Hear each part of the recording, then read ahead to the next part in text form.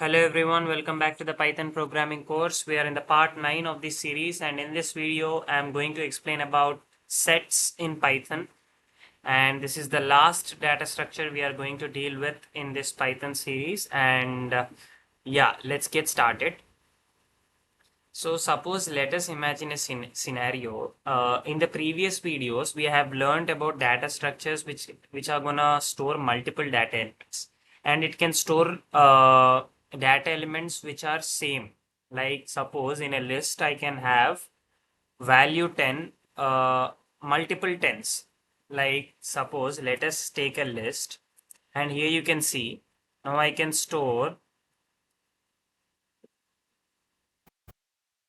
See, the same value 10 has been repeated for 3 times in this list, right? So I can store a value multiple times, the same value for multiple times in a list, and even in a tuple as well.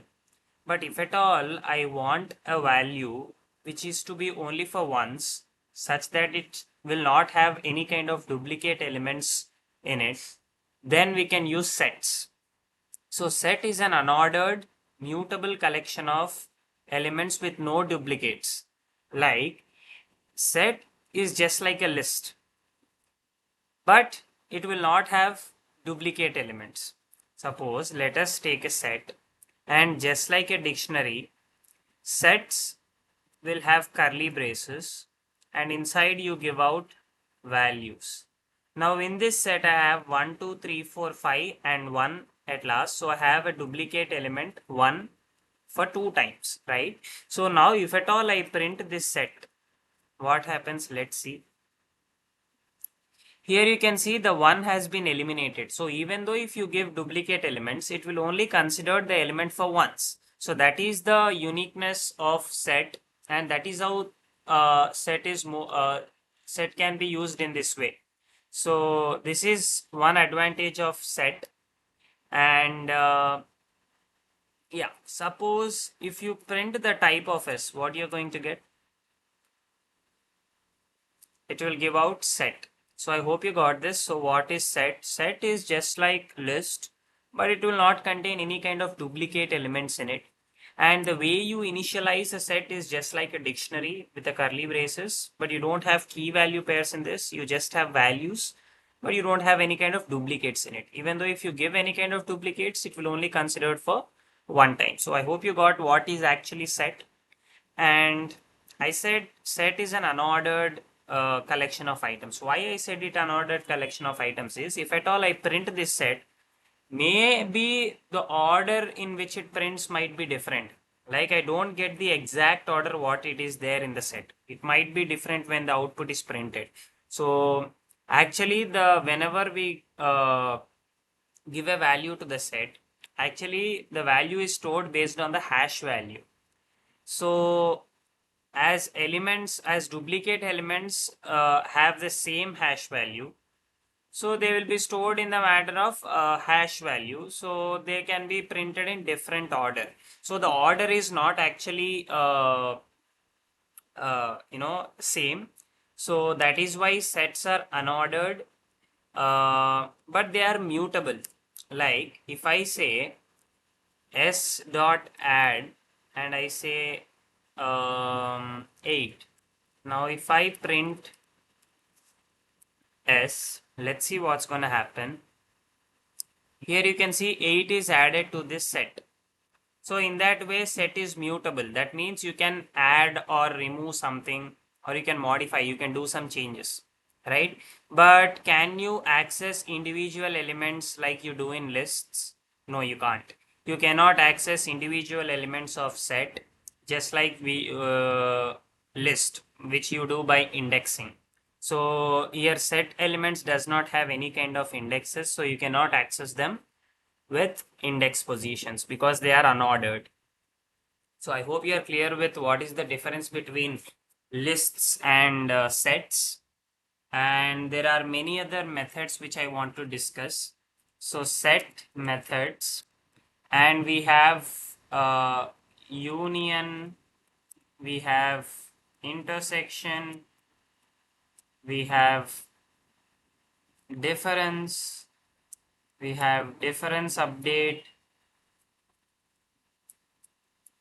and we have one more thing is e subset, e superset, and yeah. So these are the main things which I want to discuss. And dot remove, dot discard. So these are the methods which we have in set. So let us discuss about them. Suppose if I have two sets, let's say this has 1, 2, 3, 4, 5, and there is one more set which has 6, 7, 8, 9, 10. And if I print yes dot union D, then what will happen? Here you can see the elements which are present in D has been added to the set yes. So union does what? It combines the both the sets. But when the combined set has any kind of duplicate elements, they will be removed. So that's the functionality of union. So what it does, so whatever the two uh, sets you have given, it will combine them both. But if the resultant set has any kind of duplicates, they will be removed. So that is what union does. So I hope you got the functionality of union. Now let us understand about intersection. So what this intersection will do, let's see. Here you can see nothing. Why? Because what intersection does is, intersection will give out the common elements which are present in both the sets. Like, if at all I have a 6 here, and if I run the same thing again, sorry, let's remove this. If at all now I run this, now I'll get 6. Why? Because in the two sets, the common elements are 6. Because 6 is present in set S and set D as well. So intersection will give out the common elements. Suppose I have 7 in this. Now let's see. 6 and 7, because 6 and 7 are present in both set S and D. So that is what intersection does. Intersection will actually give out the common elements which are present in both the sets. Now let us, so now these both sets have, so now you can see the new values I have given to these sets. Now let us understand the next method, that is difference. So what this difference does, this difference will remove out the common elements which are present in the another set of the set, first set, whatever we have mentioned here. In this set, it will check out whether any common elements are present in the other set which I am comparing with, and those common elements will be removed. Suppose now if I see, it has removed 6 and 7 because 6 and 7 are present in this. Suppose I have one more thing called, let us say 9, sorry, let us say 11. Will it get removed? No, because 11 is not actually present in this set D. But if at all I do something like 10 in this set, will it get removed? Yes, it will, because 10 and 6 and 7 are actually present in this D set. So it will actually remove them from the set S. So that is what difference is. So if at all I do difference update,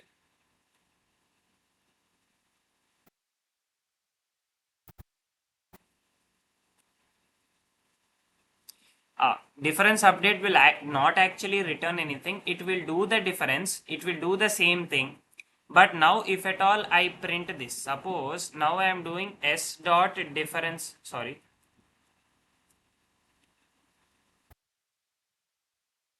Suppose if at all I do S dot difference update and D. Now if at all I print this S, what happened here? Whatever the common elements are there, those are removed, and the set S has been updated as well. So in this way difference update works. But if at all I just do difference, here you can see I did S dot difference D and I printed this. Let's see, let's not print this, but just do this S dot difference D. Here you can see it will return, if I actually print this, if I actually print S dot difference D, it will actually show the difference. Whatever the difference, it will actually show it, but it will not modify the S set. Whatever the S set is there, it will not get modified, but it will give out the new set that will be the difference of S and D. So in this way, difference and difference update works. How difference update works? Difference update will also do difference, but it will update the set into the difference resultant. So I hope you got the difference between difference and difference update. Difference will generally give out the output, the resultant output, how it will be if I do the difference function. But if at all you use difference update, it will do the difference between two sets, and the resultant whatever is there, that will be updated to the S set. So I hope you got the difference between difference and difference update. And now let us talk about E subset, E superset. And before that, you can also do this. If I do S dot remove 1, and if I print this S, let's see what happens. Here you can see the element 1 is removed. So by the remove itself, we can understand what it does. But if at all I try to remove an element which is not present in the list itself, let's say S dot remove 15, what happens? It will raise an error because 15 is not present in the set S. But now if I use one more method called discard, it will also remove the elements. So if at all I try to discard, let's say 3, now what happens? So the element 3 has been removed from the set S. So the same thing is being done by discard and remove, that it will remove something, right? So if at all I pass an element to the discard, it will remove. So now what I am going to do, I am going to remove an element which is not actually present in this discard. So what happens, which is not actually present in this set. So what it will happen? See, I did not get any kind of error. So what happens when we are using discard?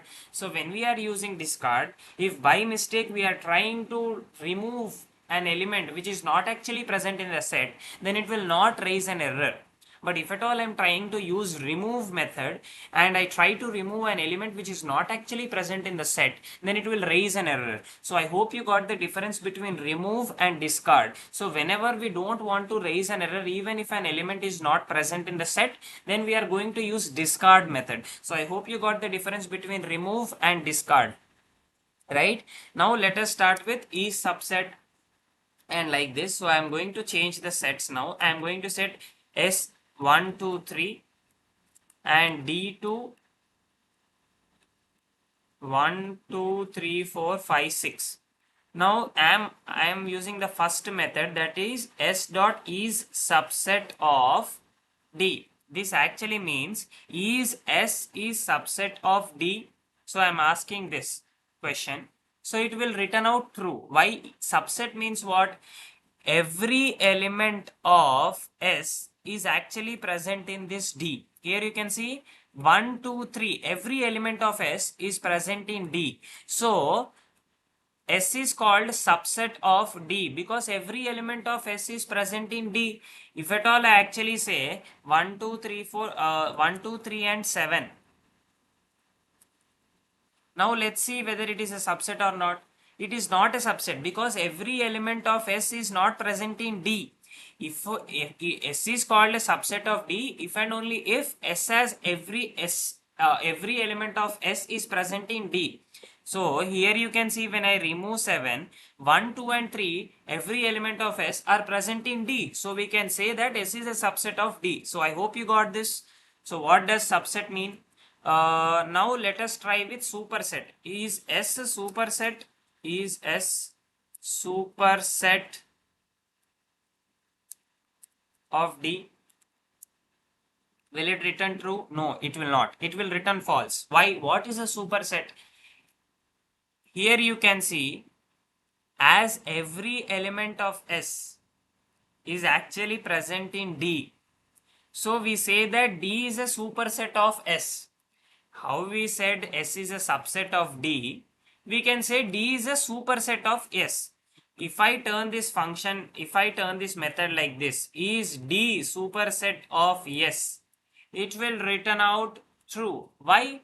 Because every element of S is actually present in D, so we can say that D is a superset of that. Suppose if D S has 1, 2, 3 and 11, and if I now try to do the same thing, will it return? No. Why? Because every element of S is not present in D, so we cannot say that D is a superset of S. If at all in this position, what happened? If it is 1, 2, 3, 4, now what happens? D will be superset of S, because every element of S is actually present in D. So we can say S is a subset of D and D is a superset of S. So I hope you got this. What is the difference between superset and subset? And one more thing is disjoint. This is one more function, one more method. So is D is disjoint of S, it will return out false. What actually disjoint says is, disjoint says is do both sets have nothing in common? So it will question this. So is disjoint will question this. Do both sets have nothing in common? So if both sets have nothing in common, then we'll get true. If both sets have something in common, then we'll return false. As we can see in this both sets, 1, 2, 3, 4 are common elements present in both sets. As both sets have something in common, is disjoint method will return out false. So if at all I want, so what does is disjoint method will do? Is disjoint method will actually return out, if both sets have nothing in common, then is disjoint method will return out true. But if anything is in common, then it will return out false. So I hope you got the what disjoint function will do. So this is all for today. That's all about sets. There is nothing more to discuss about sets. So I hope you got everything, and that's all about the data structures in Python. So we have completed this, and in the next video I'm going to discuss about conditional statements. So that's it for today, and I hope you like this video. And if at all I need to improve in any kind of field, please let me know in the comments, and I will definitely improve myself in each and every video. And yeah, thanks for watching. Please subscribe, and yeah, thank you.